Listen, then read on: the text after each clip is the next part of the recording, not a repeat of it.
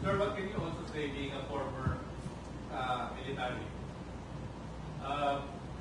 Parang may guidelines daw ang military ngayon when it comes to attending the rallies darating end of the month and then tatlong days na successive na mga rallies.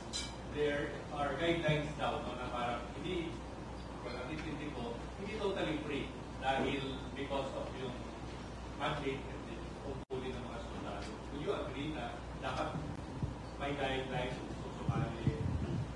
Kung may guidelines po na in-issue yung higher headquarters, sundin po nila yon dahil yun ang utos ng higher headquarters bilang isang sundalo. Pero bilang isang mamamayan, ito po yung matagal ko nang gustong ipaliwanag eh. Masyadong na-abuso itong apolitical, non-partisan statement. Kahit na yung ating mga rules, yung ating mga batas na sinasabing hindi pwede, mas na-abuso ito dahil katulad nung nakaraang eleksyon, yung non-partisan, apolitical. Pagka nasa poder, pagka nasa partido, okay lang yung gobyerno, yung kawani, magkampanya, pero pagkakalaban ng incumbent, hindi pwede. See? So, yung apolitical, I do not believe, ako personally, I do not believe na dapat gamitin because every one of us is a part of a political unit. So you cannot be apolitical because you are in yourself a political unit. Yung partisan po siguro, yes. Hindi pwedeng partisan politics. Pero bilang isang Pilipino, kung ikaw ay nag-exercise lamang ng iyong karapatan bilang mamamayan, hindi po pwedeng sikilin yun dahil you will already contravene the Constitution.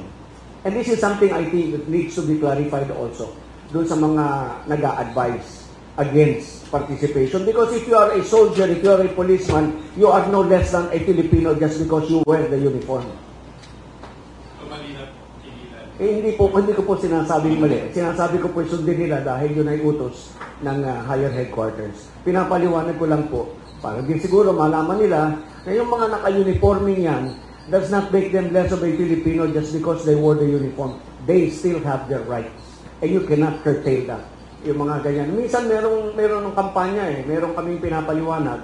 Hindi pa ako nagsasalita, pinagbabawalan na ako. Huwag mong banggitin yung pangalan ng mga kandidato. Kailangan kong ipaliwanag yung papaliwanag ko at meron akong babanggitin kandidato. Pinagbabawalan na ako, hindi pa ako nagsasalita. That is prior restraint. You cannot do that. You cannot violate constitutional rights. That's precisely one of the things that we are fighting for.